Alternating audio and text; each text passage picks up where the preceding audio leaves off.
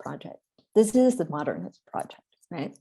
So again, discoveries about and from the New World expanded, challenged ideas that the West held about itself, again, defining and shaping Western identity in relation, like a binary is created, right? We are this because they are this, right?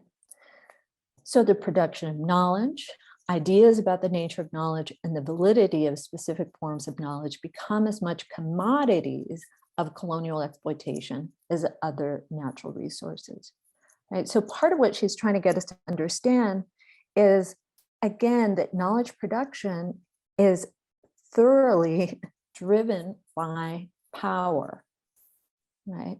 It can never really be removed from power. And so we have to think about, in the context of imperial and colonial projects, well, what discourses are created and why, right?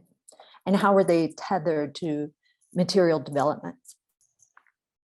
So we have to think about race here, right? And so she goes on to say Western ways of viewing, talking about, and interacting with the world at large are intricately embedded in racialized discourses, right?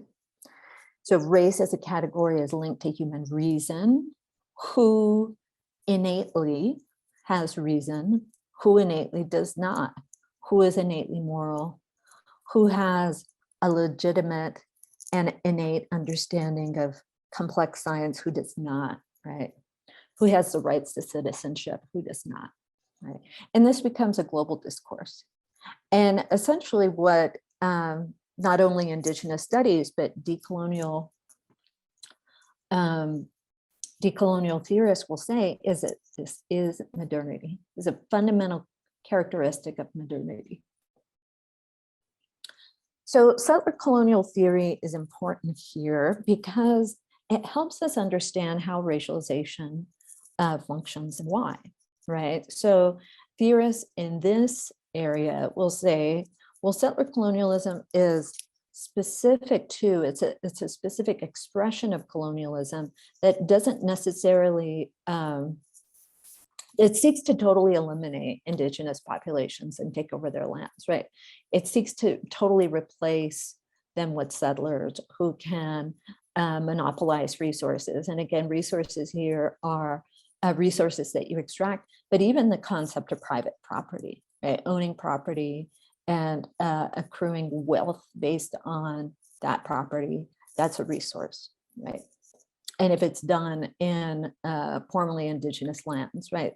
This is the dynamic that's created. So they argue that this kind of colonialism and really colonialisms in general are often structures. We can't think of them as an event that happened, in 1492 or in 1515 or 1600, that they're ongoing, that they have to be negotiated through collective narratives, myths, right? In the US, we have one around manifest destiny, for instance, right? But these ideas, right? Something like the doctrine of discovery. This was a papal bull that was developed, decreed in 1493. And it was decreed by the Pope, and it essentially said, well, lands that are empty of Christian people can be claimed for the Pope, for the King, and for the Pope, right? For Christendom. And so these ideas actually get enshrined in law. And so they became part of US law that then determined how Native people could have access and own their relationship to property, right? It essentially declared them as having illegitimate rights to their own lands, right? And that settlers had the legitimate rights because of the doctrine of discovery.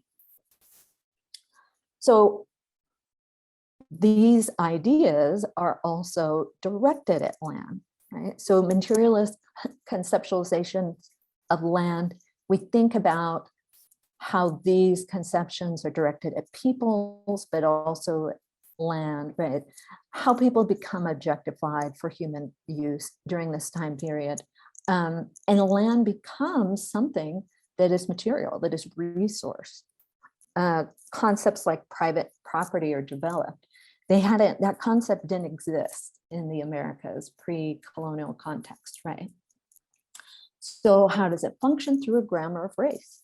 And what they mean by grammar of race is it becomes a common conceptual framework to understand people's categorized, again, on a hierarchy, right? This sense of primitivism that then naturalizes and justifies indigenous dispossession, right? So you have to have a common narrative that everyone can agree and say, oh, of course, these people don't have any innate right to sovereignty. They can't they can't govern themselves. They're just not innately self-determining. So again, if we think about racism, and I have a little quote here from Toni Morrison, she's an African-American author. She says, there's no such thing as race. Scientifically, no biological dimension of race. It's a social construct, has a social function, racism. So what does it function to do? Right? If it distinguishes people as inferior or superior, again, this is where racism is really relationality. And our contemporary understanding of racism was developed, it started to percolate in the 18th century, and there were articulations of difference. Scholars like Nelson Maldonado Torres will tell you, well, in a pre-modern context, difference was often determined by religion. And then this sense of difference, when it came to the New World, the quote unquote New World of the Americas, it began to shift into an anthropological category, right? And this was done through quote unquote race science. And popular was that people existed on the spectrum from primitive to civilized. We still look are wrong, but we still live with it. So from Eileen Moreton Robinson, she's an Aboriginal scholar from Australia. She has a book called The White Possessive. And in it, she's talking about, well, what is it that racialization does? How does it fall play, right? Because we often think that it's only non-whites that are racialized, but no, Europeans are racialized to be quote unquote white. Again, whiteness is a racial construction. And for her, it was important to think about this as also a kind of as having like an ontological property or an ontological dimension, right? So she says at an ontological level, the structure of subjective possession occurs through the imposition of one's will to be on the thing that is perceived to lack will. Thus, it is open to being possessed. And here she's talking about the possession not only of indigenous lands by white settlers, but the possession of their knowledges, right? Building on Linda Dewey-Smith. This enables the formally free subject to make the thing its own, to be able to assert, this is mine, requires a subject to internalize the idea that one has proprietary rights that are part of normative behavior, rules of interaction, and social engagement. Thus, possession that forms part of the ontological structure of white subjectivity is reinforced by its social discursive functioning. Right? So essentially developing property rights that say, well, only white settlers have property rights, indigenous peoples do not. Right? And so this played out in the Americas, this played out in Australia, in Oceania, and this is still functioning today in different parts of the world. So decolonial scholars will tell you, they talk in parallel terms. And this school of thought, or this group of scholars is speaking, they're building on the work of continental philosophy, critical theorists like Foucault, and they're working in parts of Latin America and the Caribbean Nelson Maldonado Torres is a Puerto Rican scholar, and he's essentially defining what they call coloniality, right? He says it refers to a longstanding pattern of power that emerged as a result of colonialism, but that it defines culture, labor, intersubjective relations, knowledge production well beyond the strict limits of colonial administrations. Coloniality survives colonialism. This is the way of life, right? It's alive in books, criteria for academic performance, cultural patterns, common sense, aspirations of self. We've deeply internalized, we've been thoroughly interpellated by this kind of power, right? It's the air we breathe. So in contrast, he defines decoloniality, and within this group of scholars, decoloniality is a praxis, right? So what they're saying is these are efforts at rehumanizing the world, breaking hierarchies of difference that dehumanize subjects and communities, that destroy nature, to the production of counter discourses, counter knowledges, counter creative acts, and counter practices that seek to dismantle coloniality and to open up multiple other forms of being in the world. So I'm putting these scholars in conversation partly because they're speaking in different fields and areas, but they're speaking to very parallel experiences and structures, right? And what they're telling us is that, for one, we have to see the legacy of colonialism, how it's shaping our reality.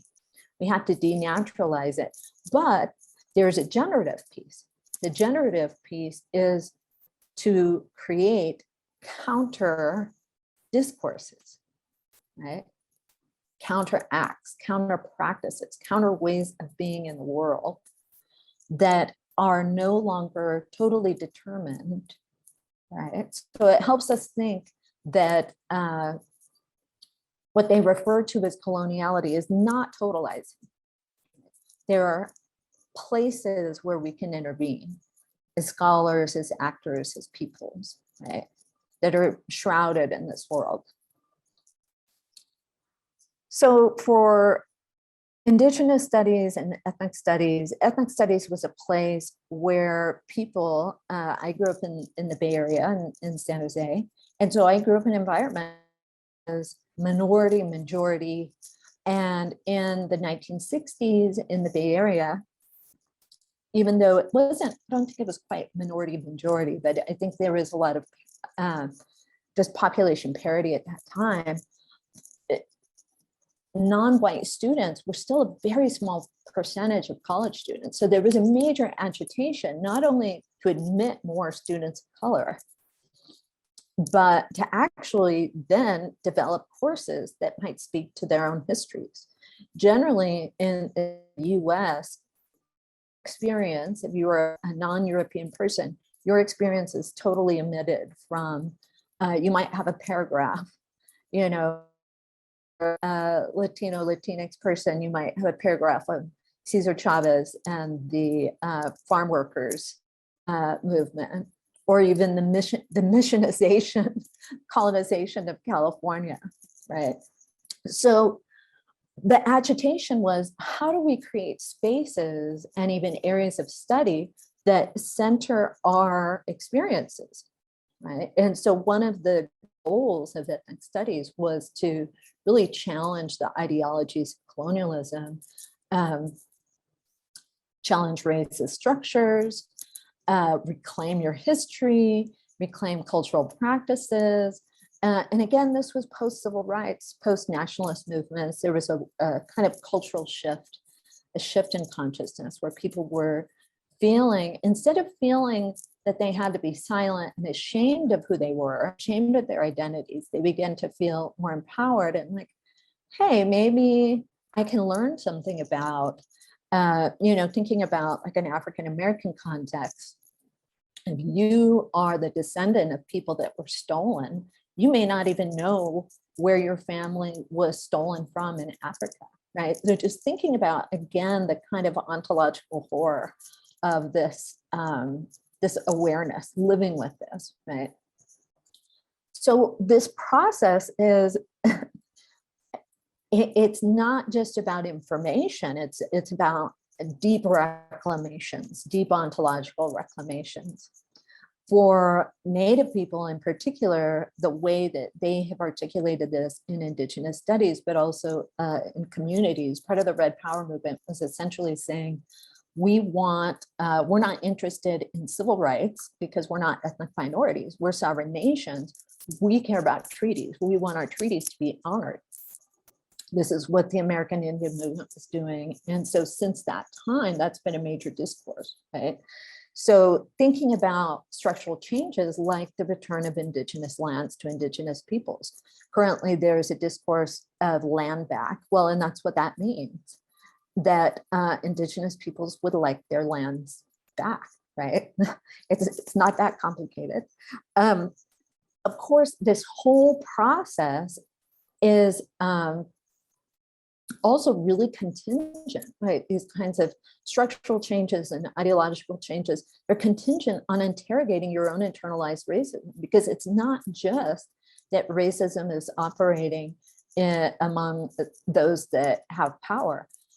We've all had to internalize it, right? If we think about Foucault's work, the way that we internalize power, and that instigates the modern project, well, part of internalizing power is internalizing racism. And so, quote unquote, knowing your place, knowing that maybe you can't speak up, that maybe there's retaliation. You know, I've spoken with senior scholars who said, yeah, if I tried to talk about racism, there's no way I would have gotten my job. There's no way I would have gotten tenure, right? So this is a complex process, right? So some decolonial critiques of Western research popping up in different areas, and I'll start with Linda Tooley-Smith. She's essentially saying one of the major issues is there's, in the 19th century, but well into the 20th century, there's a positivist approach to understanding the world, right? Thinking of the world as having these deeply universal conceptualizations of space, time, personhood that are not actually universal. And especially in terms, you know, if we think about Indigenous languages as not really being like subject, object, noun driven, they're verb based, right? So your conception of self is not necessarily so bounded. Your conception of self in relation is always relational, right? So just thinking about changes in language, how language shifts our realities, right? And so moving away from this positivist paradigm, right? Again, thinking about how Western research has been framed as potentially objective, as neutral as possible, when again, it's thoroughly driven and interpolated by power, right? So she's trying to visibilize this. She's saying that really notions of the West are an ideology, right? It's an idea, again, like Said, and it functions beyond the bounds of science, right? No one is ever speaking from a neutral position, right? One of the major problems that Western research produced is that Indigenous peoples were defined and represented by foreign conceptual categories: heathen, primitive, lazy, indolent, right? So how does this impact religious studies? Mallory and I wrote a great article a few years ago, Decolonizing the Study of Religion. And it was really one of the first, it was one of the first to talk about this. And it was great because it brought the possibility of decolonization, what is it, to religious studies. And part of what he was trying to get us to understand is disciplinary formation, especially beyond Nasuzawa's work, right? So thinking about text focus, Orientalist scholarship that's associated with philology, that fits pretty well here when it comes to Buddhist studies or even / Tibetan studies. These were approaches made by Edward Tyler.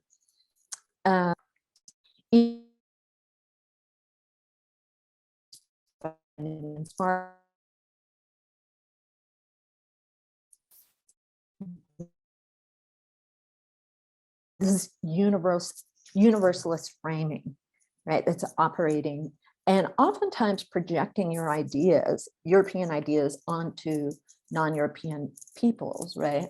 So the problem that we're left with is, well, how do we study religious life outside of these universalizing views, right? There's oftentimes ahistorical. So that are driven by positivist assumptions, you know, this sense of a universal human subject.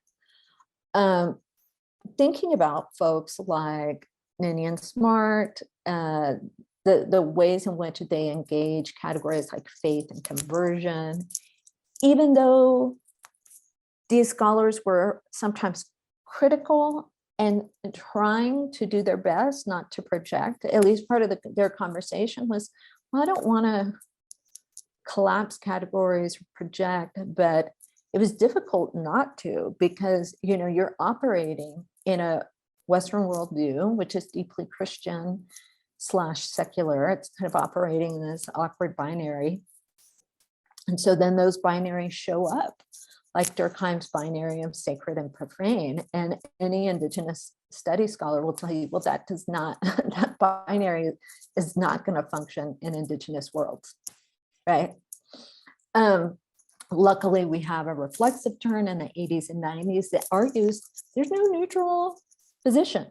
There's no objective researcher, emic perspectives, doing research that seeks to understand the perspectives of those communities you're working with is actually really valuable. Even being reflexive yourself, thinking about your own experience as coloring and shaping the knowledge you're producing, right? There's always a dialogue there. Can never be separated. So luckily, the postmodern term tells us that, of course, culture is a social construction. There's no universal social cultural laws. But then, you know, we're left with what? Where do we go from there? So again, if we think about these critiques of religion as trafficking in primitivism, trafficking, of course, in Orientalism, the ways in which Protestant traditions are often valued and seen as the best representations of religious traditions, and perpetuate a kind of hierarchy and even create a larger world religions paradigm. You know, Assad has done some really beautiful work thinking about how religion, of course, as a category and as an expression, as a cultural phenomena, is interpolated by power. Maldonado Torres has thought about how religion and race, these categories of difference, are essentially co-emergent. They inform one another, right, in the modern project. Linda Two-Way-Smith tells us that knowledge production on Indigenous peoples often pathologizes not only Indigenous peoples, but their knowledges, right? Frames them as failed epistemologies. So one of the things we can do as scholars is just think about these critiques, right? Consider these critiques. So in terms of Buddhist studies, what are some of the problems? This I'm drawing from Constance Cassor's work. She has a great article, Buddhist Studies has a whiteness problem, and this was published in the spring by Contending Modernities, a religious studies type website, academic website. She says Buddhist studies needs to confront the fact that our discipline as it currently exists within the US Academy is overwhelmingly white.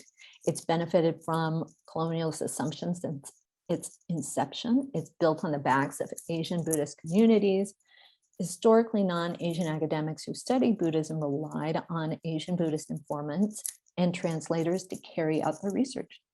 These contributions have gone largely unacknowledged and uncredited. Well, why?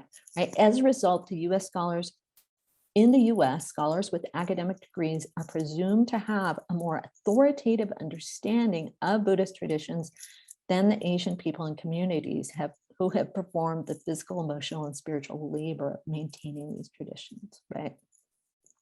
So she helps us understand that, well, what is it going to look like in this subfield? What's the legacy? There's a legacy of extraction.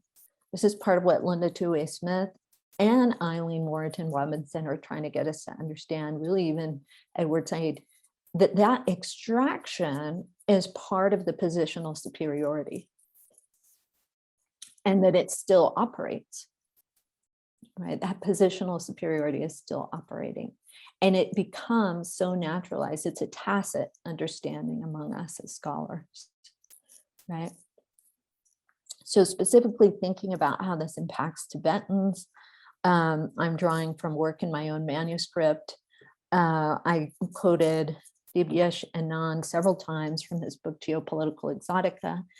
He says, and he's talking here about the kinds of discourse that was developed, racialized discourse that was developed on Tibetan peoples, and that this was often through, quote unquote, explorers, missionaries.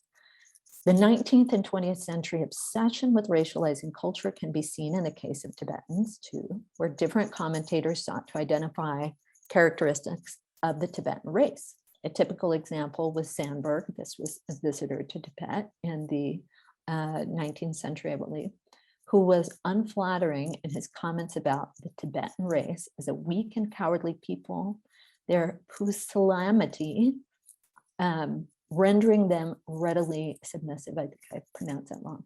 The fact that racism has less to do with color and more to do with power relations becomes evident in the British treatment of the Irish as colored, quote unquote, understood as white Negroes during the 19th century.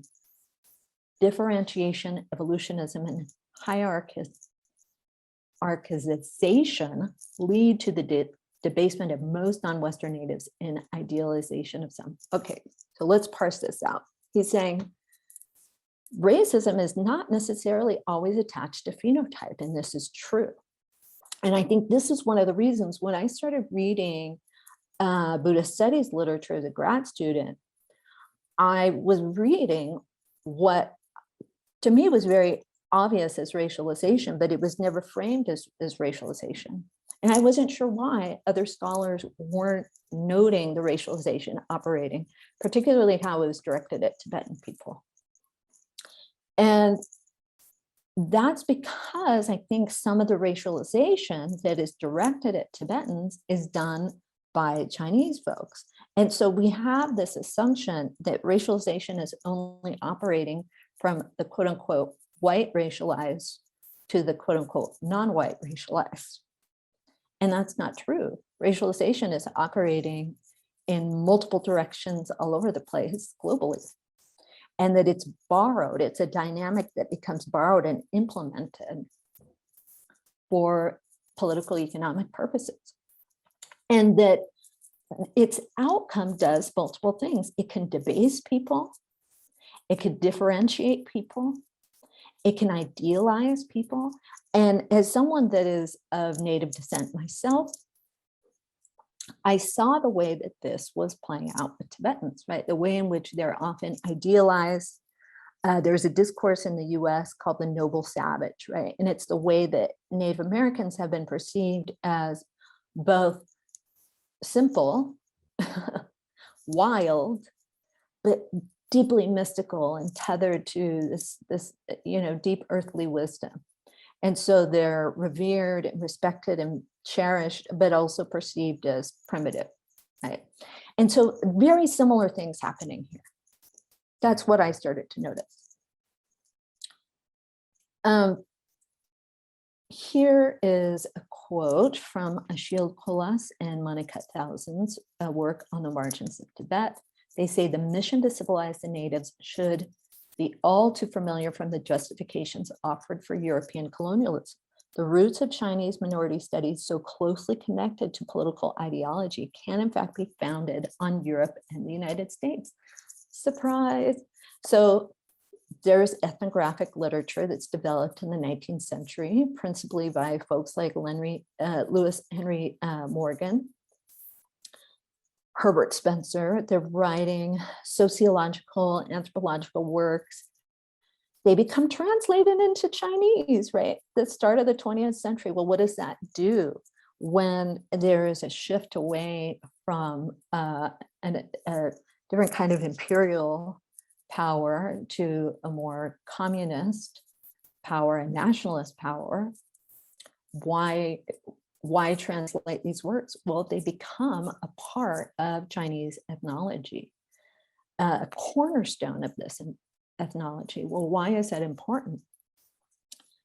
Well, I think a lot about the work of Dawa Lokitsan, who is actually a PhD candidate. She'll be giving your talk here in this series next week. And I started reading her blog when I was writing my dissertation. Her blog, Lockhart Diaries, has a version of this article. This article, The Discursive Art of China's Colonialism, is now in press.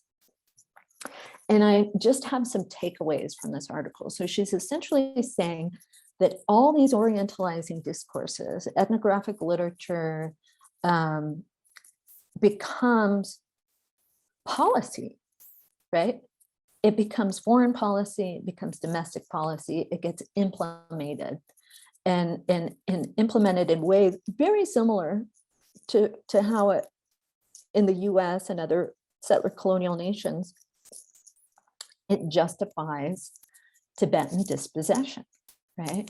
And principally, part of what she's arguing here that I think is really important is that it understands all of these explorers and missionaries understand Tibetans as religious actors instead of political ones. So if you understand people, again, a very similar discourse framing like the noble savage, well, they're deeply spiritual, but backward people, superstitious, unable to be sovereign. They can't govern themselves. We're going to help them develop into modern peoples.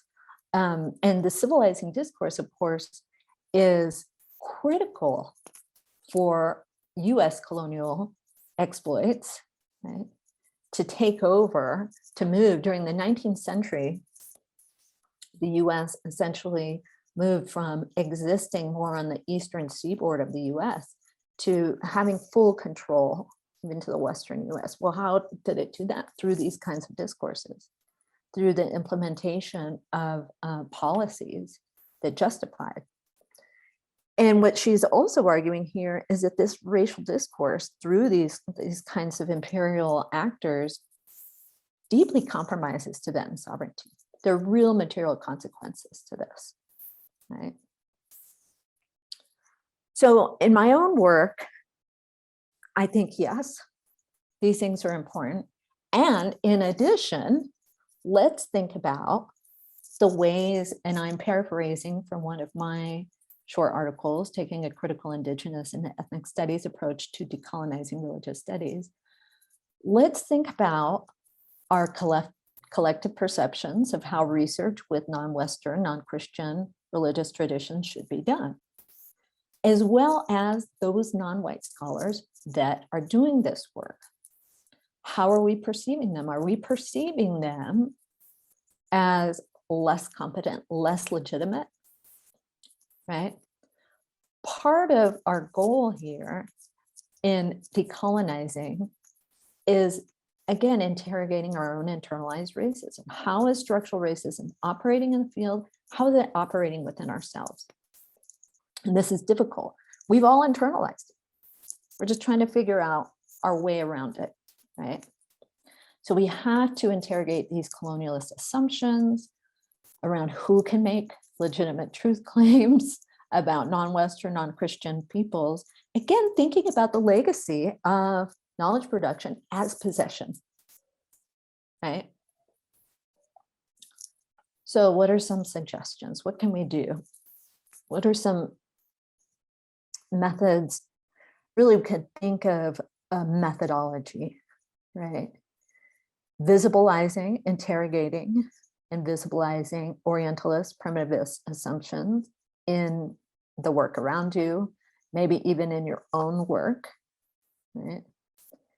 thinking about how these racialized hierarchies of value are placed on religious traditions, on peoples, using readings, drawing on and building and citing readings that center Indigenous epistemologies, include Indigenous scholars. So why was it so important for ethnic studies and Indigenous studies for folks to develop their own work? Well, because you have unique perspectives. Your lived experience gives you a unique perspective that you can then essentially shape your work with, right? And that had been perceived as too subjective, too emic. But this is a problem. There is no neutral subject position. And so part of what we can do to still cultivate a critical voice is to understand our positionality, make our positionality visible, right, in our work. One thing that we can do is challenge the assumption, and this is complicated with Buddhism because there's a lot of texts, right? But we can't necessarily privilege texts. We can't necessarily privilege it over praxis as having some sort of, more legitimate or pure expression of that religious tradition. Praxis is incredibly important. And so those of you that are ethnographers in the room know what I'm talking about. I'm sure you're resonating here. Another, and this is coming from a more Indigenous methodological framework, understanding Tibetan and Himalayan peoples more largely, the experts of their own experience. They have a lot of expertise, and so we can't necessarily discount them. And I think that had been really an uncomfortable and awkward dynamic for far too long. And so we're trying to understand now how to have more lateral relationships as researchers, relationships that are dialogic, right? That don't necessarily dismiss the experience and voice of the communities that we work with. How might this look in the classroom? Use ethnographic material, try and center the voices, testimonials, news stories, blogs, YouTube, TikTok, forms of media where you're hearing from the communities. What are the communities saying themselves? What are they arguing? How are they perceiving their circumstances, their religious, political, economic circumstances? And again, in the classroom, interrogate your positionality. You really have to visibilize power. I had this conversation with a colleague in a Decolonizing Religious Studies podcast for the Religious Studies Project podcast. And, we were essentially saying, well, okay, me as a Native descendant, woman of color scholar, I will be perceived differently in the classroom than a white male scholar, right? People will react to me, they'll perceive my competence, my legitimacy, my voice very differently, right? Talk about that. That can be a point of discussion, right? Unpack it for students. It could be a generative space, right? And of course, for scholars that are also Buddhists, because I think this is quite common, thinking about the Buddhist framing, right? So even in terms of the two truths, right? The sense that dualities are an illusion, there's a conventional, there's an ultimate reality. Can we ignore structural racism? No. We can still acknowledge, we can still understand the impacts of these structural inequities. We can work to eliminate them, right? Even if they're not ultimately real, they have very real world impacts. They're creating very real suffering. Right. And I'm drawing on bell hooks here, who writes, that love is a practice. Her Buddhist practice is driven by love. And for her, that means turning towards the world, understanding the other, the experience of the other. And that's really where authentic relationship develops. Understanding, part of decolonial work, the process, the praxis of decolonization is really seeing one another in our full humanity, because non-white and non-Western peoples have been so dehumanized, right? So how do we rehumanize one another? Witness, see one another's experiences. So how can you be an ally as a scholar? Consider, well, what are my ethical responsibilities? Educate myself. What does it mean to do ethical scholarship with people that are a different race and ethnicity, speak a different language? What is my responsibility? How can I educate myself? How can I learn about not only whiteness, structural racism, but also how structural racism can operate outside of the bounds of whiteness, right? It can operate in a Himalayan context, right? Even if we think about, you know, what's happening in some parts of the Himalayas, where maybe, you know, India is the perpetuator of violence, right? So consider the needs of the community, consider the needs of the people when you're exploring research. Well, how might this research empower or lift up or make visible something for the community that is important, right? And again, depending on your positionality, use your power. You know, if you are a white male or even a white female or even a white non-binary scholar, you have an incredible amount of power. Use your power to then interrogate unequal structures of power. Why? Because people will listen to you. Okay, so I have a couple of reflection questions. I think, you know, we'll just kind of have our Q&A. But think about these. You are more than welcome to just reflect on them. And if you want to offer it up, you know, how are these assumptions, Orientalist, primitivist assumptions, how are they embedded? How are they operating in this subfield? How have you internalized racism? How might that show up in your own work, even in your research questions? So I'm going to stop sharing my slides and we'll just have a discussion.